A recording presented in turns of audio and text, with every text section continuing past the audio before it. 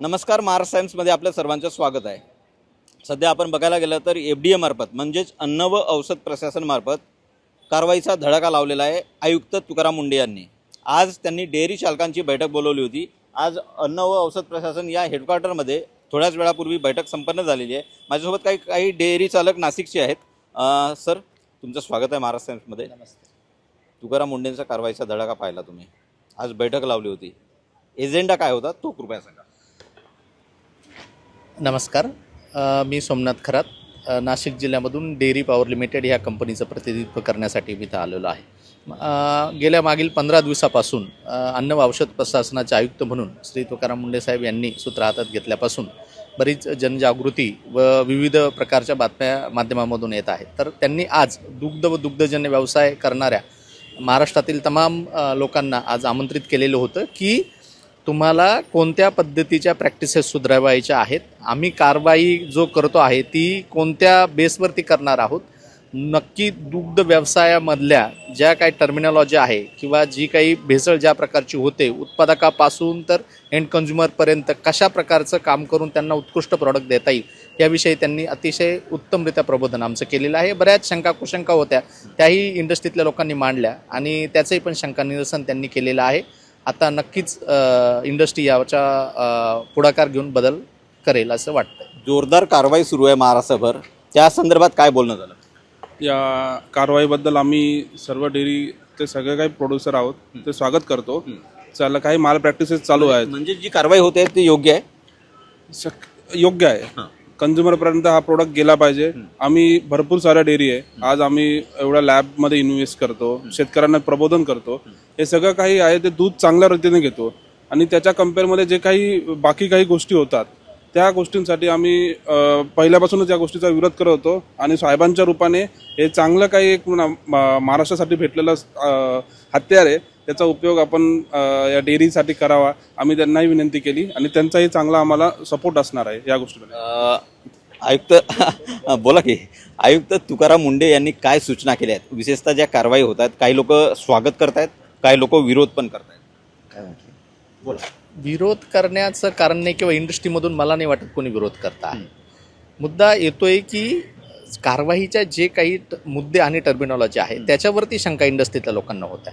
त्या शंका त्यांनी व्यवस्थित समजावून सांगितलेल्या आहेत. त्याच्यामुळं आता याच्यामध्ये समजा दुधामध्ये एक 38 ते 40% भेसळ आहे मागच्या 2 वर्षाच्या डाटामध्ये, असं त्यांनी दाखवलं आहे. पण त्यातली भेसळ म्हणजे काय की काही बाहेरच्या पदार्थाची काय का पाणी आहे, पाणी ही पण भेसळ आहे. मध्यंतरी त्यांनी 1-2 कारवाया केल्या, त्याच्यामध्ये कोणत्याही प्रकारचं भेसळ किंवा काही चुकीचं आढळलं नव्हतं. परंतु अनहायजेनिक प्रॅक्टिसेस, तिथल्या ज्या हाताळणीच्या पद्धती असतील किंवा तिथल्या ज्या एरियामध्ये हे दुधाचे पदार्थ हाताळले जातात तिथली जी कंडिशन होती त्याच्यामुळेही कारवाई करू शकतात किंवा कारवाई करायचे त्यांना अधिकार आहेत.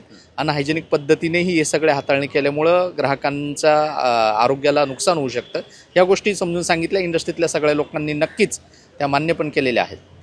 कंझ्युमरला एज्युकेट करणं हा काळाची गरज झाली आहे. आज जे मिल्क प्रोडक्ट आणि काळाची गरज म्हणताय तर अन्न व औषध प्रशासन मागे, म्हणजे यापूर्वी डुंबे होते, त्यापूर्वी राजेश नार्वेकर होते किंवा इतर आयुक्त होते, यांची कारवाई बरोबर नव्हत्या का किंवा जे कारवाई करत नव्हते असं नाहीये.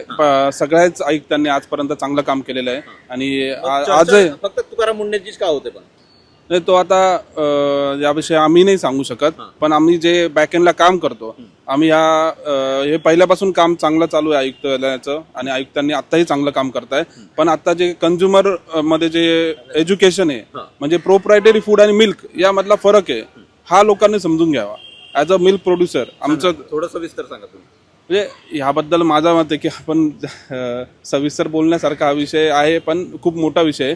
तर आपण जर आयुक्तांनी जे काही हालचाली करताय, जे काही करताय त्याचं आम्ही स्वागत करतो आणि याचा 100% कंझ्युमरला फायदा होणार. सूचना काय होत्या त्यांच्या? लेले साहेब आहेत, एक अतिशय सिनियर आहेत, त्यांची तुम्ही बाईट घेल का? हे